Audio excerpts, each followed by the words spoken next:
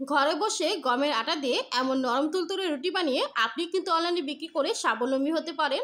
আর এই ব্যবসায় লাগবে না তেমন কোনো পুঁজি, মাত্র 60 টাকা হলেই কিন্তু আপনি এই ব্যবসা শুরু করতে পারবেন। কিভাবে আপনি গমের আটা রুটি বানাবেন এবং কিভাবে আপনি এই রুটিটা ফ্রোজেন করবেন, আজকের ভিডিওতে কিন্তু সেই সব কিছু আলোচনা করা হবে।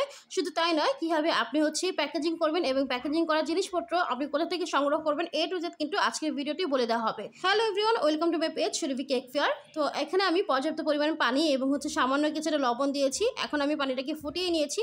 পানিটা ফোটানো হয়ে গেলে আমি দিয়ে দিচ্ছি গমের আটা। তো এখানে আমি হাফ কেজি থেকে কিছুটা কম গমের আটা দিয়েছি। যতটুকু পানি দেবেন আটা কিন্তু ততটুকু দেবেন, অর্থাৎ পানি এবং আটা কিন্তু সম পরিমাণ হবে, তাহলে কিন্তু কাইটা পারফেক্ট হবে। তো এই তো আমার সিদ্ধ করে নেওয়া হয়ে গিয়েছে। এখন আমি এটাকে মথে নিব।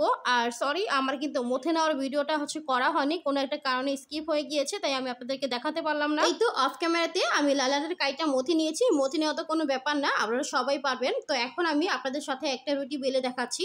বাসায় আমরা যেভাবে রুটি বেলি এটা সেম প্রসেসে কিন্তু বেলবেন। আপনারা চাইলে ভারী করে অথবা পাতলা করে বেলে নিতে পারেন।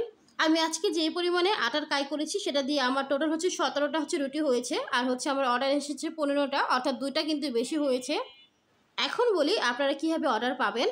আপনাদের এলাকা ভিত্তিক যেসব গ্রুপ আছে সেসব গ্রুপে জয়েন হবেন এবং সেসব গ্রুপে আপনার প্রোডাক্টের ভালো ভালো ছবি তুলবেন, সেসব গ্রুপে পোস্ট করবেন, ভালো ভালো কথা লিখবেন, আপনার প্রোডাক্টের গুণগত মানসম্মত কথাগুলো লিখবেন। আপনার প্রোডাক্টের কিন্তু ছবি খুব আকর্ষণীয়ভাবে তুলে এবং খুব আকর্ষণীয় কথা লিখে কিন্তু পোস্ট করবেন। তো যাদের ভালো লাগবে তারা কিন্তু আপনাকে ইনবক্স করেই অর্ডার করবে। আচ্ছা, এখন অনেকে বলতে পারেন যে পাটের মধ্যে এত আটা কেন লেগে আছে। আমি একটু আগে কিন্তু 30টা সাদা আটা বানিয়েছি, সাদা আটার রুটি। তো 3 জন মিলে বানিয়েছিলাম, যার কারণে আসলে 3 জায়গা ছড়িয়ে রয়েছে। তো এই তো আমার গমের আটা হয়ে গিয়েছে। তো আমি এখন রুটিটা একটু ভেজে নেব। তো এখানে আমি তাওয়াটা গরম করতে দিয়েছি। তাওয়া গরম হয়ে গেলে এখানে আমি রুটিটা দিয়ে দিলাম। আর এখন আমি রুটিটাকে উল্টিয়ে পাল্টিয়ে একটু ভেজে নেব। রুটিটা কিন্তু খুব বেশি একটা ভাজা যাবে না, 30 সেকেন্ডের মতো, অর্থাৎ হালকা করে ভেজে নেব। খুব বেশি যদি ভাজি, অর্থাৎ এখনই যদি আমার রুটিটা ফুলে যায়, তাহলে কিন্তু পরবর্তীতে ফ্রোজেন করার পর আমার রুটিটা কিন্তু আর ফুলবে না। তো এই তো আমার ভেজে নেওয়া হয়ে গিয়েছে। এখন আমি একটি পরিষ্কার কাপড়ের উপরে রুটিটা ঠিক এইভাবে ছড়িয়ে রেখেছি, যাতে করে রুটিটা একটার উপর একটা লেগে না যায়। এই তো রুটিগুলো ঠান্ডা হয়ে গিয়েছে। এখন আপনাদেরকে আমি একটু প্যাকেজিং করে দেখাচ্ছি। প্যাকেজিং করার জন্য আমাদের প্রয়োজন হবে ফয়েল পেপার অথবা র্যাপিং পেপার। তো আমি এখানে ফয়েল পেপার নিয়েছি। তো ফয়েল পেপারগুলো কিন্তু 50 গ্রাম অথবা 100 গ্রাম, 250 গ্রাম এভাবে সেল করা হয়। আমি মিরপুর 1 থেকে কিনেছি। আপনারা বিভিন্ন বেকিং শপ অথবা বেকিং পেজ আছে, সেসব পেজ থেকে কিন্তু নিতে পারেন। দেখতেই পাচ্ছেন মাশাআল্লাহ রুটিটা কতটা নরম হয়েছে, কতটা তুলতুলে হয়েছে, একটুই কিন্তু রুটিটা ভেঙে যাচ্ছে না। আর এভাবে কিন্তু আপনারা 60 টাকা খরচ করে 1 কেজি গমের আটা কিনে কিন্তু বিজনেস শুরু করতে পারেন।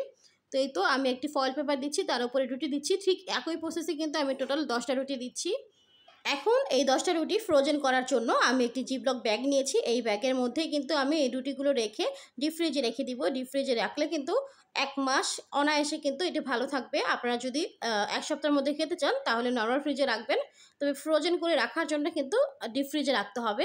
তো এই তো এটাকে ভালো করে বাতাস বের করে আটকিয়ে কিন্তু আপনি ডিপ ফ্রিজে রেখে সংরক্ষণ করতে পারবেন। যারা ঢাকায় থাকেন, বিশেষ করে যারা মিরপুরে থাকেন, তারা কিন্তু চাইলে আমাদের কাছ থেকে গমের আটার রুটি অথবা চালের আটার রুটি ইত্যাদি কিন্তু আমাদের পেজ থেকে অর্ডার করতে পারেন। অর্ডার করতে চাইলে আমাদের পেজে ইনবক্স করবেন। ভিডিওটি যদি আপনাদের একটু হলে উপকার আসে, তাহলে আপনারা আপনাদের প্রোফাইলে শেয়ার করে রাখতে পারেন। আল্লাহ হাফেজ।